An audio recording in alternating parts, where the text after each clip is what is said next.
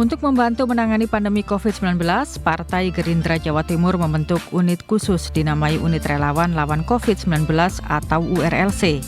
Ketua DPD Partai Gerindra Jawa Timur Anwar Sadat meminta kepada kader Gerindra dan relawannya untuk bergerak membantu warga yang terdampak COVID-19. Briefing juga sudah diberikan kepada DPC Gerindra se-Jawa Timur, Ketua Fraksi Gerindra, DPRD Kabupaten dan Kota se-Jawa Timur, Organisasi Sayap Satuan Relawan Raya Satria dan Badan Organisasi Kesehatan Indonesia Raya Kesira. Selain itu, kader Gerindra masa depan dalam barisan milenial juga turut serta membantu menangani pandemi di Jawa Timur pada khususnya. Kader DPD Partai Gerindra Jawa Timur juga melakukan bakti sosial membagikan sembako juga vitamin kepada warga. Partai Gerindra juga membuka dapur umum di beberapa tempat untuk membantu warga yang melakukan isolasi mandiri. Dalam agenda kemisan, Gus Anwar Sadat didampingi Sekretaris DPD Gerindra Jawa Timur, juga seorang kader milenial yaitu Karisma Febriansa yang tergabung dalam unit relawan lawan COVID, terus berkoordinasi dengan semua relawan dan para kader Gerindra yang ada di Jawa Timur, terutama menggerakkan para milenial sebagai generasi penerus dan generasi pemimpin di Jawa Timur membantu mereka yang terdampak COVID-19. Sebagai bentuk kontribusi dalam penanganan COVID-19 di Jawa Timur, DPD Gerindra Jawa Timur beberapa waktu lalu ikut serta memberangkatkan beberapa relawan dalam unit relawan lawan COVID dan bergabung dengan relawan lain yang tergabung dalam relawan nasional lawan COVID-19. Semua relawan nanti dikoordinir oleh TNI Angkatan Laut dan diberangkatkan ke Pulau Bawean untuk membantu pelaksanaan vaksinasi.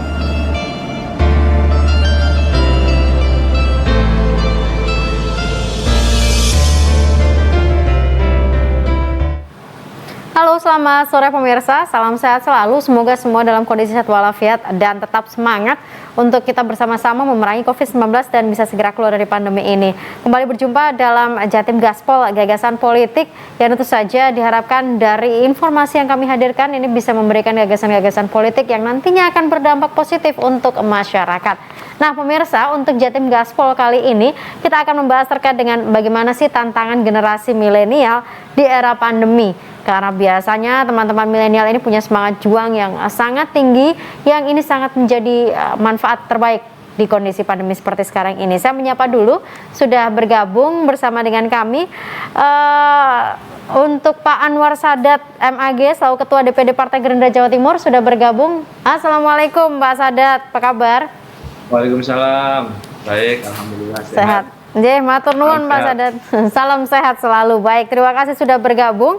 Kemudian ada Mbak Adibah Rahman selaku influencer. Beliau ini juga tergabung dalam Gerakan Milenial Indonesia. Mbak Adibah, selamat sore. Assalamualaikum warahmatullahi wabarakatuh.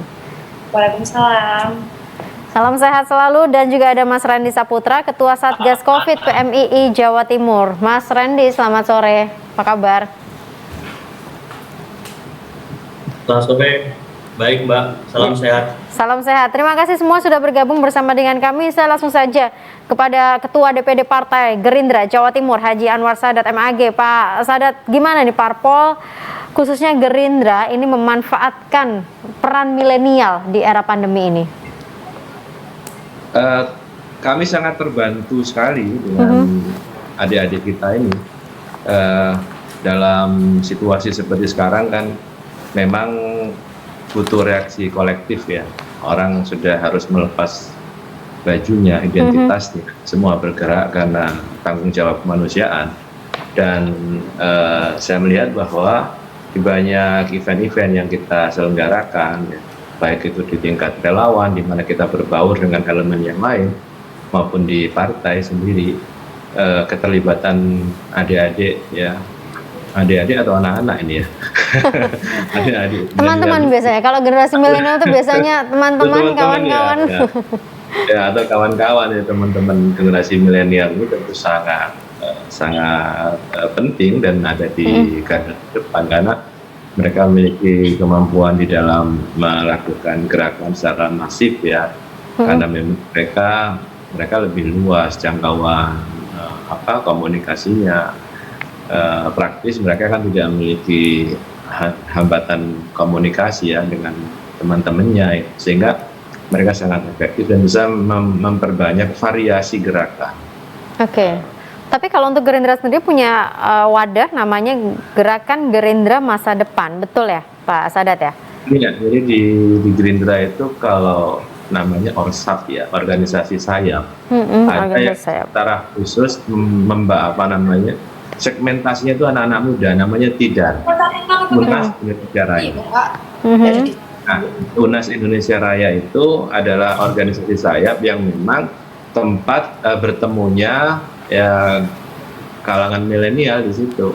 Ketua umum di tingkat pusat itu Aryo Joyo Hadikusumo ya, dan ini juga kita siapkan memang organisasi ini untuk teman-teman milenial. Samping itu ada Gerindra Masa Depan. Kalau Gerindra Masa Depan memang lebih diorientasikan kepada suatu pola pengkaderan di mana kita ingin melatih ya, mendidik teman-teman milenial ya untuk bergabung dalam Partai Gerindra. Dan Gerindra Masa Depan itu pelatihannya bukan di Jawa Timur, tetapi di Hambalang, di tempatnya Bapak Prabowo gitu. Jadi semua adik-adik kita yang ikut dari game dia pasti pernah diajar langsung. Prabowo satu angkatan bisa 200 orang. Baik. Nanti kita juga akan menanyakan bagaimana kemudian aksi dari teman-teman Gerindra khususnya di masa pandemi. Saya bergeser ke Mbak Adiba dulu. Mbak Adiba sebagai influencer di era pandemi atau di masa pandemi ini, apa gerakan milenial yang bisa dilakukan? Yang konon kabarnya milenial ini sekarang terkenal dengan kaum rebahan, tapi saya yakin enggak nih Mbak Adiba dengan para followersnya. Oke Mbak, kalau untuk anak-anak milenial sendiri mungkin ya kita sebagai anak muda di era yang sekarang ini mungkin harus bisa beradaptasi kali ya dengan beradaptasi dengan adanya COVID ini yang tadinya berita itu banyak korban gitu kan. Tapi kalau anak-anak milenial sendiri itu juga ada tantangannya sendiri gitu ya kan. Yang tadinya kita itu sering banget nongkrong ke kafe-kafe gitu kan, tapi sekarang kafe-kafenya pada tutup. Nah jadi selain itu kita juga menjadikan itu tuh sebenarnya juga bisa menjadi peluang untuk kita sendiri sih. Jadi misalnya kayak kalau untuk Diba sendiri mungkin membantu sebagai influencer, membantu teman-teman PPKM yang di rumah yang usahanya ditutup, bisa dibantu secara jualan, secara kayak online shopnya mereka atau bantu-bantu posting story dan segala macamnya gitu ya. Usaha mereka dalam jual makanan, minuman, itu nanti bisa dibantu sebagai lewat story Diba secara gratis seperti itu. Oke, tapi kita juga tahu bahwa ada banyak berita hoax ya. Ini apakah influencer ini mendapatkan tugas atau lebih kepada istilahnya panggilan untuk kemudian meluruskan hal itu? Tergantung dari orang-orangnya sih Mbak. Mungkin ada beberapa influencer yang memang sadar bahwa ini emang sesuatu yang bisa mereka bantu di masa pandemi ini gitu. Jadi kalau untuk Diba pribadi melihat situasi seperti ini, Diba sadar kalau mereka mungkin sebagai Diba sendiri juga bisa membantu dalam hal kecil, misalnya ya seperti itu bisa membantu jualan mereka. Jadi Diba bisa share makanan mereka sebisa Diba seperti itu. Oke, saya ke Mas Randy selaku Ketua Satgas Covid PMII Jawa Timur. Mas Randy, gimana peran teman-teman PMII ini? Anak-anak milenial terjun langsung ke lapangan, tidakkah kalian merasa takut begitu? Baik, terima kasih Mbak Agnes. Jadi memang ya ketika kita bicara tentang milenial, kita juga bicara tentang pemuda. Bagi saya pemuda itu sumber kekuatan. Pemuda itu memiliki semangat juang yang tinggi, dan pemuda itu adaptif dalam perubahan zaman. Dengan adanya pandemi ini memang kita semua merasa terpukul. Hari ini kita dihadapkan situasi dan kondisi yang sangat sulit, dan juga mungkin ini menjadi krisis terbesar sepanjang generasi kita ya Mbak.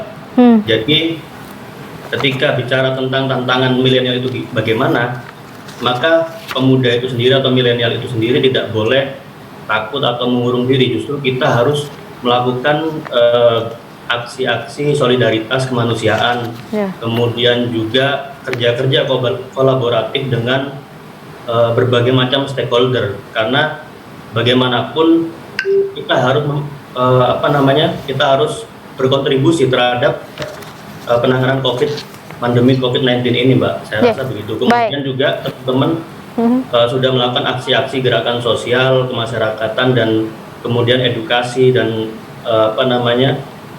pencegahan terhadap COVID-19 ini, Mbak, di setiap daerah. Baik, Mas Randy, nanti boleh di-share juga seperti apa langkah konkretnya, apakah kemudian menjadi relawan atau seperti apa begitu, tapi kita jeda dulu, pemirsa jangan kemana-mana, Jatim Gaspol kembali saat lagi untuk Anda.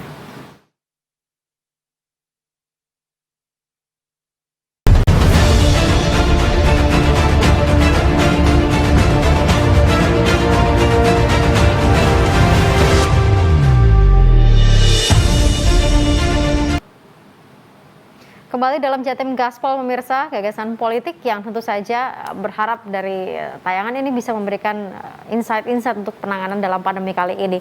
Tantangan generasi milenial di masa pandemi. Sebelum saya kembali ke Ketua DPD Partai Gerindra Jawa Timur, Pak Sadat, saya masih mau ke Mas Randy dulu. Mas Randy, ini kalau teman-teman dari PMI ini terjun ke lapangan juga berarti kan ya, tantangannya gimana? Karena kan anak-anak milenial ini masih berada di bawah pengawasan dari para orang tuanya, begitu kan? Tidak bisa sebebas itu, apalagi dengan kondisi sekarang banyak juga orang takut nih kalau anak-anak juga ikut terjun bisa apa? Terus jangan-jangan nanti malah justru bisa tertular dan segala macamnya. Gimana Mas Randy meyakinkan mereka ini?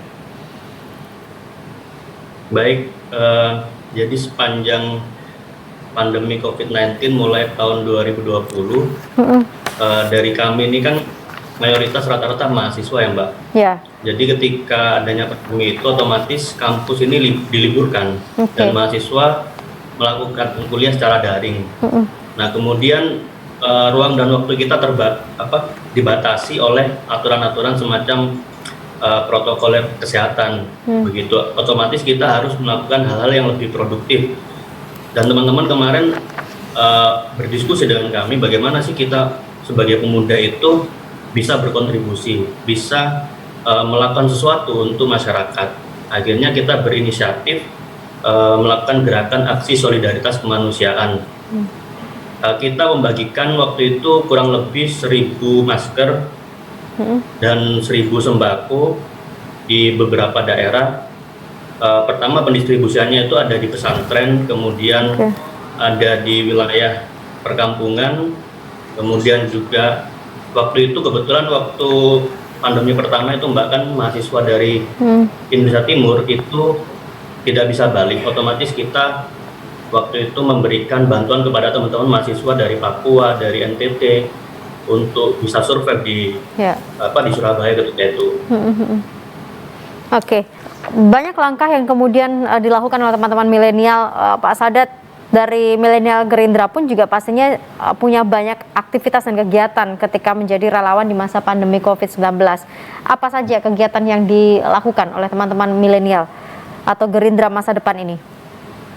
Ya, milenial ini kan generasi yang dia lebih aware ya, lebih akrab dengan dunia teknologi informasi ya, sehingga mereka bisa mengefektifkan media sosial ya, apalagi kan orang menganggap bahwa sekarang dianggap sebagai suatu era dunia internet kan. Misalnya kan cara gerakannya bukan hanya bersifat fisik ya, tapi juga bisa mengajak, kemudian juga melakukan kampanye-kampanye positif ya melalui media sosial ya, media yang dunia mereka memang, karena anak muda itu sekarang kan dunia maya itu kan sebenarnya dunia nyata mereka. Beda dengan kita. Kalau kita kan dunia maya ya dunia virtual. Tapi anak-anak muda sekarang mereka menghabiskan hampir seluruh waktunya kan di dengan gadget. Menurut saya ada cara-cara yang lebih maju, yang lebih revolusioner, misalnya ketika mengajak orang, menghimbau orang, memotivasi orang dengan menggunakan aplikasi, atau ada misalnya kita melalui kita bisa gitu kan, ada namanya program-program yang buat mereka tidak perlu keluar rumah cukup rebahan tapi kan bisa terlibat secara Tapi tetap produktif ya. tetap produktif karena memang ya saya kira setiap era itu kan punya gayanya sendiri ya. Oke. Zaman kita itu kalau misalnya kita menjelang maghrib itu belum pulang kan dicari sama orang tua kan, lalu kita disuruh masuk. Sekarang itu justru orang tua itu nyuruh mereka untuk keluar rumah. Tapi kayaknya kalau dalam kondisi pandemi tetap juga ada was-was. Tapi dari generasi masa depan, Gerindra masa depan ini gimana? Terjun ke lapangan atau memang mengambil porsi dalam dunia maya? Artinya menyelamatkan hoax begitu atau memberikan informasi-informasi dalam dunia maya atau gimana? Justru mereka yang lebih banyak terlibat ya, di beberapa di lapangan berarti ya? Di lapangan ya, mengkolek bantuan-bantuan dari masyarakat, dari donatur. Mereka terlibat secara aktif mengatur penjadwalan, termasuk kemarin ketika kita terlibat ya, berpartisipasi di bekerjasama dengan Armada 2 TNI Angkatan Laut melakukan percepatan vaksinasi ke Pulau Bawean.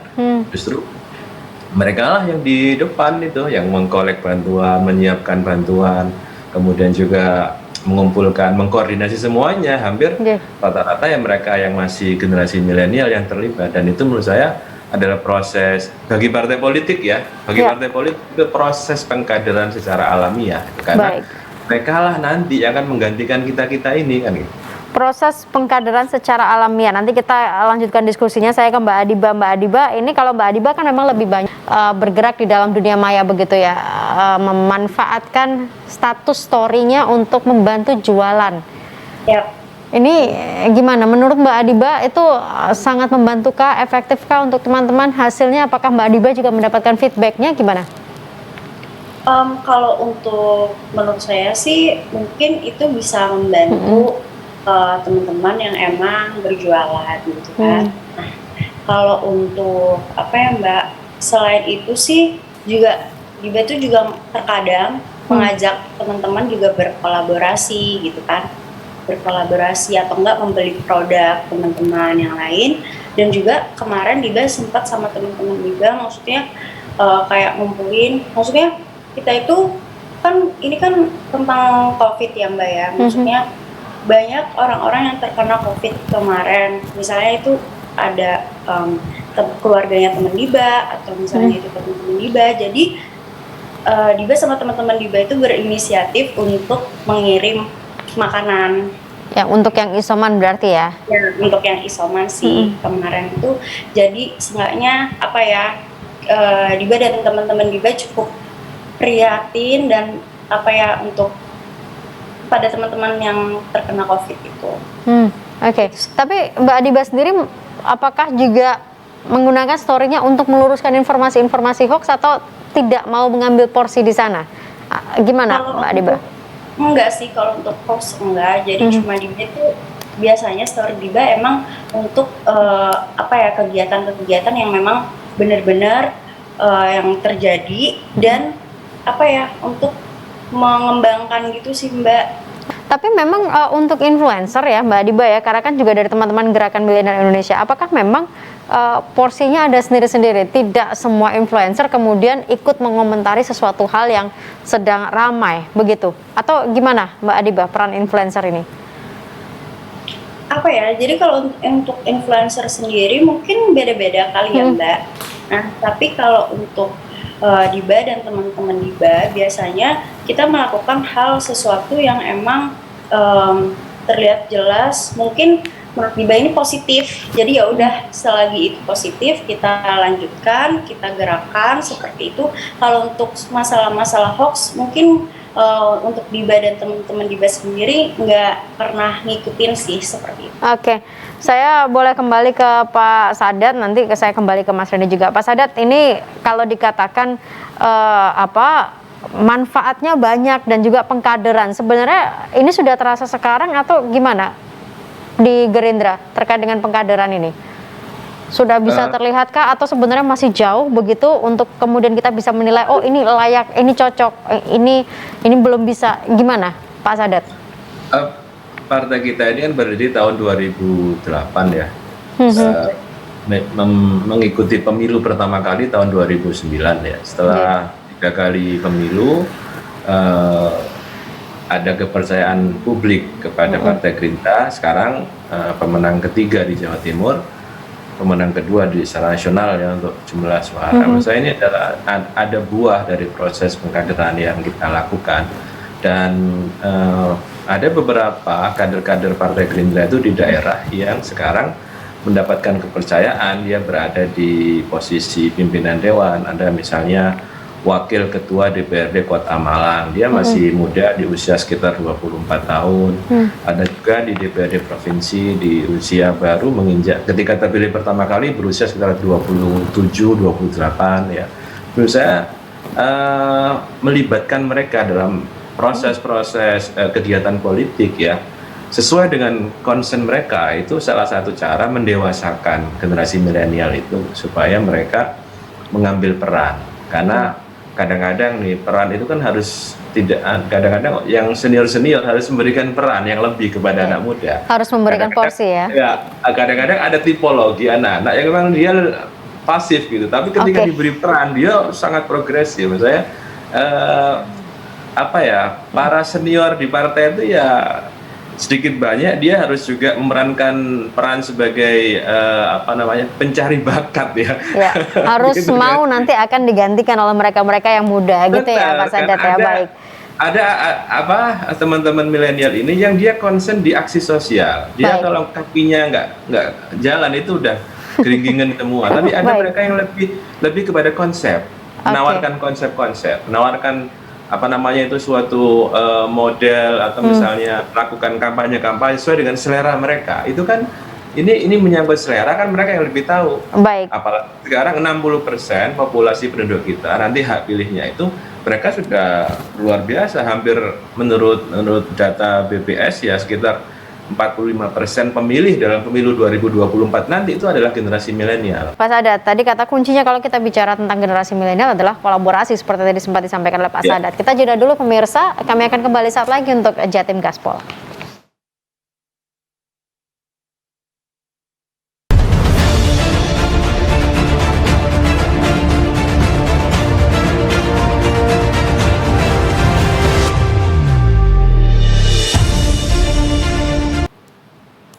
Kata kunci dari generasi milenial adalah kolaborasi, karena setiap generasi milenial ini punya perannya masing-masing. Ada yang mungkin suka dengan aksi sosial, terjun langsung ke lapangan, ada yang suka juga dengan menjadi konseptor, dan itu saja generasi milenial selalu berkolaborasi untuk menyatukan apa yang mereka punya dan apa yang tidak mereka punya, bergabung dengan apa yang dimiliki oleh orang lain. Mas Randy yang ada di lapangan sebagai Ketua Satgas Covid PMI Jawa Timur, kolaborasi seperti apa yang dilakukan oleh teman-teman ini di lapangan? Sama siapa saja?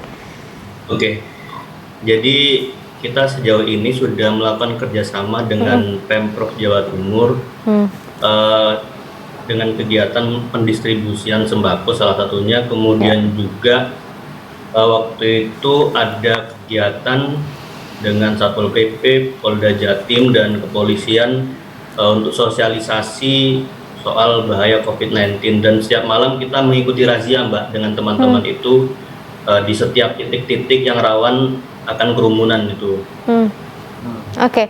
Mas Randy merasa kalau dikatakan karena kan yang terjun ke lapangan begitu ya, sementara juga ada banyak anak-anak milenial lain yang merasa lebih aman di rumah begitu, nggak ngapa-ngapain. Apa yang membuat Mas Randy dan teman-teman ini mau meluangkan waktunya bahkan sampai malam, apa tadi istilahnya melakukan pengecekan gitu ya ke lokasi-lokasi? Kenapa kok mau, Mas? Sebetulnya kita juga khawatir sih Mbak, cuman betul kata Pak Anwar Sadat tadi, kalau kita nggak gerak itu kakinya geringgingan gitu loh Mbak. Jadi harus keluar kita, apalagi kalau di rumah juga takut nggak ngapa-ngapain, juga nggak bermanfaat bagi masyarakat luas begitu. Nah ini juga kita rencana akan melakukan program vaksinasi di PMI Jawa Timur. Mungkin kami juga minta bantuan dari Cak Anwar Sadat selaku stakeholder mungkin. Oke, lanjutkan Mas, lanjutkan. Monggo, silakan. Pengen minta apa ini? Dukungan apa? Ini yang saya suka. Disinggung soal kerja-kerja. Oke, gimana? Jadi tadi kan itu soal kerja kolaboratif antara Yes. milenial dengan pemerintah. Kebetulan beliau ini kan wakil ketua DPRD Jawa Timur dan ketua DPD Gerindra Jawa Timur. Nggih. Kami berharap mungkin bisa kerjasama dengan kami dalam rangka untuk penanganan COVID-19 ini, Mbak.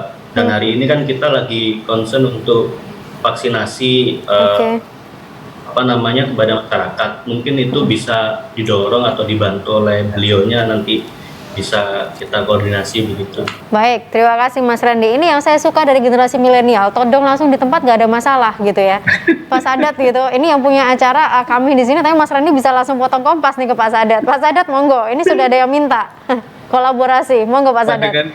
Dengan senang hati tentu. Karena kita punya rencana awal Agustus kita mengadakan vaksin serentak ya di 38 kabupaten kota.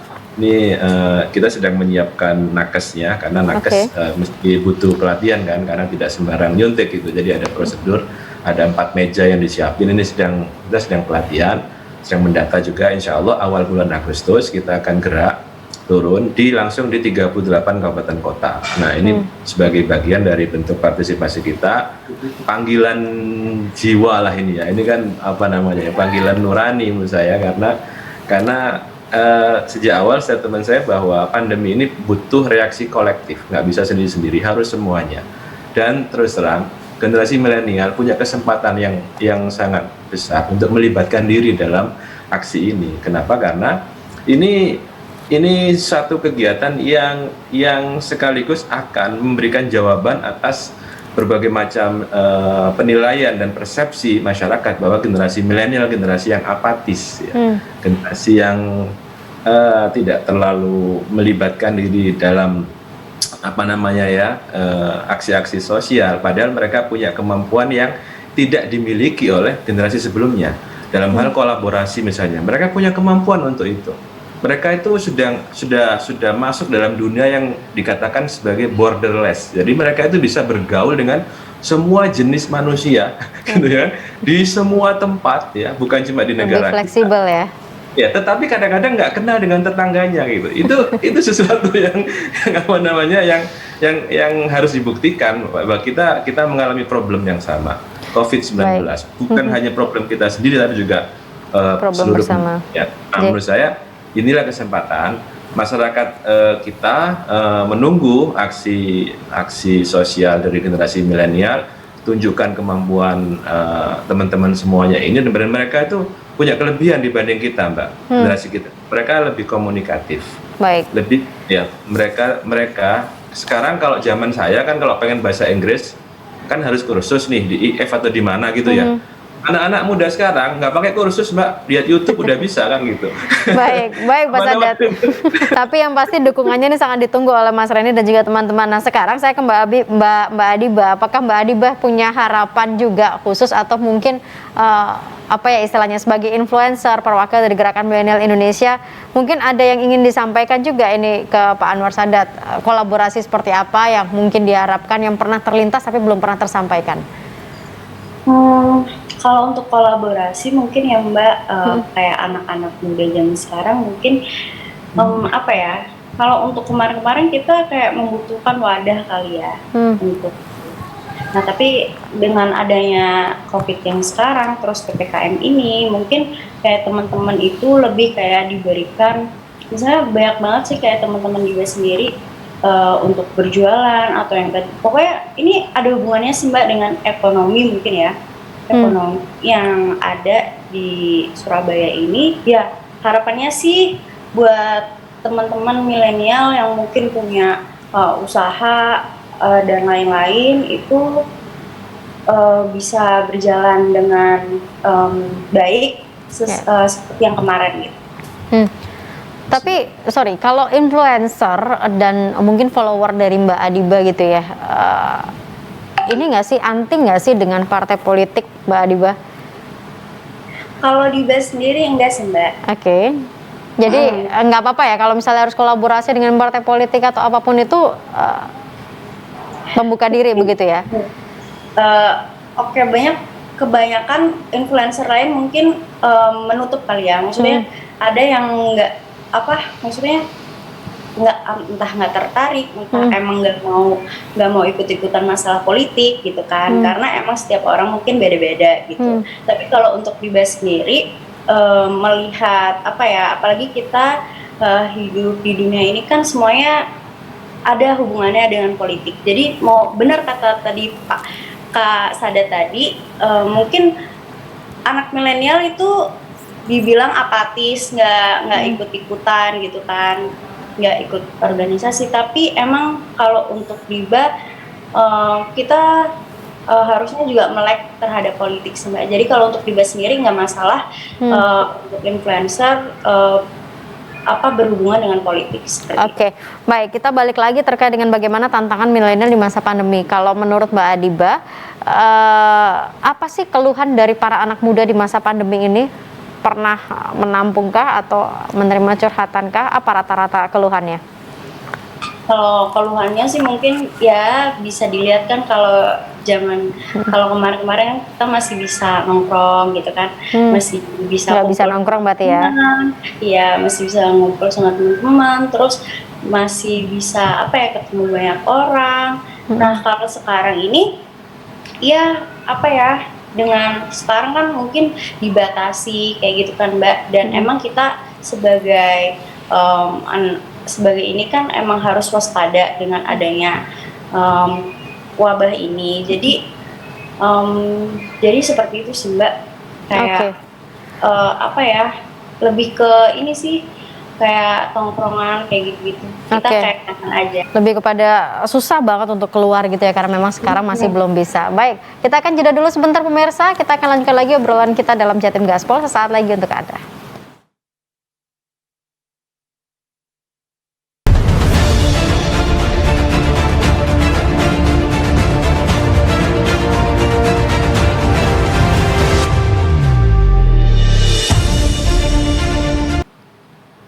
Kembali bersama dengan kami dalam Jatim Gaspol pemirsa. Saya ke Pak Sadat. Pak Sadat, seperti apa pendidikan kader yang ada di Gerindra? Kita punya jenjang pengkaderan ya, mulai kader pratama, kader utama ya, kader muda, kader utama gitu. Dan masing-masing bisa menyesuaikan dengan untuk kader yang pertama bisa diadakan di DPD namanya. Kader muda dan kader di atasnya itu selalu diadakan di Hambalang ya, kita menyebutnya Padepokan Garuda Yaksa di tempat kediaman Pak Prabowo. Jadi kalau sudah mengikuti pelatihan di Hambalang atau di Padepokan Garuda Yaksa itu levelnya itu kader muda. Saya ini kader muda, Pak. Oh, Pak Sadat ini kader muda. Leveling kekaderan itu kader muda. Oke. Nyampe ke setelah muda berarti utama ya? Utama. Kader utama ya. Itu kemudian, nanti akan pengaruh kepada apa ini kalau kita bicara tentang level pengkaderan nih?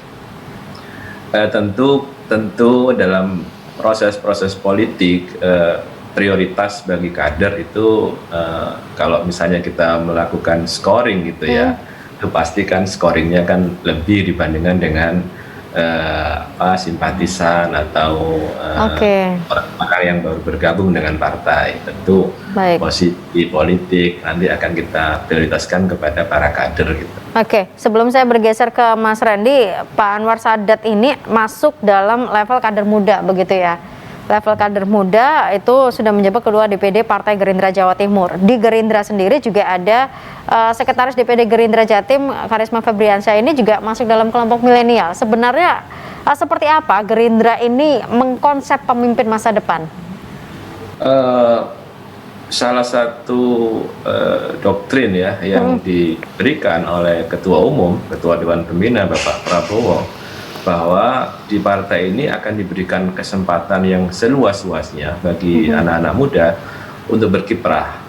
Jadi bahasa beliau, Prabowo boleh tua, tetapi banyak Prabowo muda di dalam partai Gerindra ini yang siap melanjutkan perjuangan beliau, dan itu dibuktikan dengan banyaknya orang-orang muda yang dipercaya di dalam kepengurusan. Dalam konteks DPD Partai Gerindra Jawa Timur, mungkin saya boleh mengatakan separuh diantaranya adalah anak-anak yang masuk kategori generasi milenial. Di daerah juga seperti itu, di DPP juga lebih banyak lagi, gitu. Sehingga menurut saya ini harus ada kesinambungan ya, harus simultan bahwa anak-anak muda ini harus dikawal betul ya, dikawal, dipandu ya untuk suatu saat nanti mau nggak mau, suka nggak suka, mereka lah yang nanti akan melanjutkan tongkat estafet kepemimpinan ini. Baik, Dan saya sering sampaikan salah satu motivasi kita, founding fathers kita, mereka sudah memiliki kemampuan menjadi seorang leader, pemimpin di masa-masa yang sangat muda. Bung Karno menjadi presiden di usia 44 tahun. Sultan Syahrir menjadi Perdana Menteri pertama kali di usia 36 tahun. Menurut saya ini dan mereka harus betul-betul dikawal, dipandu, diarahkan agar mereka memiliki kemampuan leadership, kemampuan persuasi, kemampuan menyampaikan gagasan dengan baik ya. Dan itu butuh yang dikatakan anak muda tadi itu ya, harus kolaborasi kan gitu kan. Dan ini tantangan juga buat anak-anak muda. Saya tadi ingin mengatakan seperti ini. Ini challenge juga bahwa keterlibatan di tengah-tengah pandemi ini kan tidak harus selalu dalam bentuk aksi sosial yang bentuk fisik, tapi juga bisa hal-hal yang menurut saya juga tidak kalah pentingnya. Misalnya teman-teman ya yang mungkin mereka punya kalau himpunan mahasiswa psikologi misalnya, bergabung mereka, berkolaborasi, ajak untuk melakukan aksi sosial berupa pendampingan kepada anak-anak ya yang ditinggal oleh orang tuanya. Kan sekarang kadang sering kan kita itu mendengarkan kabar orang tuanya dua-duanya meninggal dalam waktu yang bersamaan, punya anak yang masih kecil. Menurut saya perlu pendampingan psikis itu. Bagaimana kita bayangkan ada anak yang masih SD tiba-tiba dia kehilangan dua orang tuanya. Menurut saya tantangan buat anak-anak muda bukan hanya aksi sosial dalam bentuk fisik ya, bisa berupa pendampingan psikis misalnya. Baik Pak Sadat. Nah, tantangan ini coba saya lempar ke Mas Randy. Mas Randy, apa tantangan terberat ketika anak milenial, ketika anak-anak muda seusia Mas Randy dan teman-teman ini berada di lapangan? Ketidakpercayaankah atau apa? Baik, jadi terkadang kita itu merasa ruang gerak kita kan dibatasi, Mbak, di tengah peraturan-peraturan itu. Kemudian juga ketika kita terjun ke lapangan, kadang itu masyarakat juga tidak mau berhadapan langsung dengan kita karena khawatir terpapar virus COVID-19 ini. Jadi ada pola-pola komunikasi yang harus dilakukan dan pendekatan-pendekatan secara humanis saya rasa itu mampu untuk membantu sesama masyarakat. Jadi terkadang itu masyarakat sudah capek, sudah bosan dengan keadaan begini, dengan peraturan yang serba jelimet gitu kira-kira Mbak. Kemudian juga banyak yang nggak bisa cari duit, nggak bisa usaha dan lain sebagainya. Nah itu salah satu tantangan kita sebetulnya. Nah, bagaimana kita mampu mengkomunikasikan itu kepada pihak-pihak terkait pemerintahan untuk kemudian melihat kebijakannya, apakah itu sudah berorientasi kepada rakyat, apakah kebijakan itu sudah berbasis humanisme seperti itu. Kemudian juga ada catatan-catatan kritis yang harus kita berikan terhadap pemerintah perihal bagaimana penerapan PSBB, PPKM dan lain sebagainya yang perlu evaluasi, yang perlu diperbaiki lagi supaya masyarakat juga bisa lega gitu Mbak. Karena juga bagaimanapun masyarakat ini butuh makan. Ya, sudah pasti seperti itu. Tapi begini Mas Randy, artinya kalau kita melihat generasi milenial, dulu mungkin kita berbicara tentang senioritas begitu di lapangan. Itu sudah tidak lagi seperti itu ya kondisinya. Artinya ketika teman-teman milenial berada di lapangan, trust dari masyarakat kepada teman-teman milenial terhadap pergerakan teman-teman milenial ini sudah bisa dirasakan. Masyarakat tidak lagi memandang sebelah mata terhadap anak muda. Saya rasa selama kita mampu berkomunikasi dengan baik dan kemudian kita memiliki tanggung jawab moral yang baik juga, saya rasa masyarakat akan tetap trust atau percaya terhadap kita Mbak. Dan kita juga masih dalam bimbingan senior-senior kita, bagaimana senior-senior juga mengarahkan agar kita juga bergerak sesuai dengan rule-nya, sesuai dengan kaidah-kaidah yang baik gitu Mbak. Oke. Dan pastinya Pastinya, monggo dilanjutkan. dan pastinya kita tetap memegang prinsip-prinsip yang yang sudah tertanam dalam nilai-nilai yang sudah kita refleksikan sehari-hari. Oke. Partai politik di mata Mas Randy itu gimana? Atau kalau saya boleh mengatakan karena di sini ada Pak Sadat, Gerindra bagi Mas Randy itu seperti apa yang dilihat oleh Mas Randy?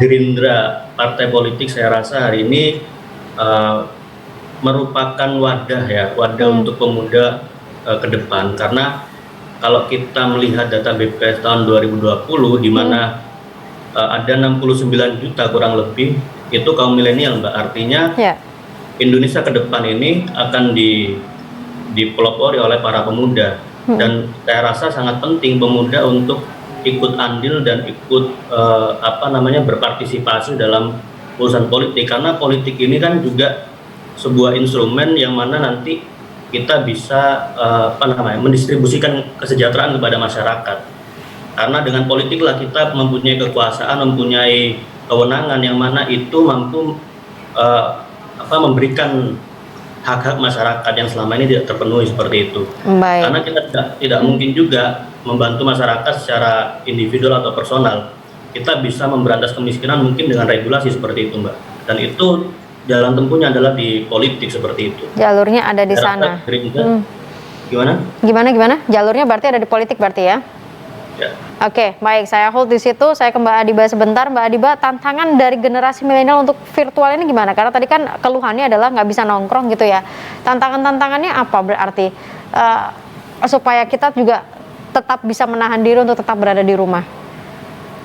Tantangannya sendiri mungkin ya kita sadar diri kalau sekarang itu mungkin emang kalau untuk teman-teman sebisa mungkin bisa jaga kesehatan seperti itu kan Mbak.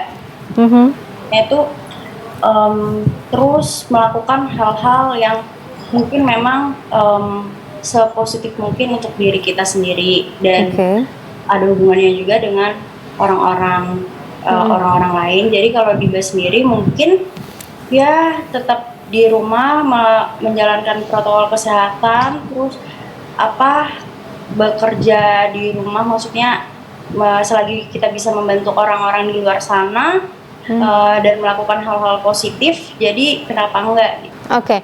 Milenial ini kan terkenal sangat ramah dengan digital begitu ya. Apakah kalian sendiri punya kendala dengan semua yang tiba-tiba serba daring sekarang ini? Enggak sih Mbak. Jadi ya, gimana? Tidak ada masalah termasuk kuliah atau sekolah daring begitu? Tidak ada masalah untuk teman-teman milenial? Iya, kalau untuk sekolah kan mungkin kayak sekolah, kuliah yang kita tahu kan semuanya lewat online. Nah, terus ya mungkin ada dampaknya juga kalau lebih nggak efisien mungkin ya kalau untuk kuliah dan sekolah. Jadi kita di rumah standby pakai laptop kayak gitu-gitu, jadi mungkin kurang efisien aja sih. Oke, baik, tapi tidak ada kendala yang terlalu berarti ya untuk teman-teman milenial. Baik, kita akan jeda dulu sebentar pemirsa, masuk di segmen terakhir untuk Anda dalam Jatim Gaspol kali ini.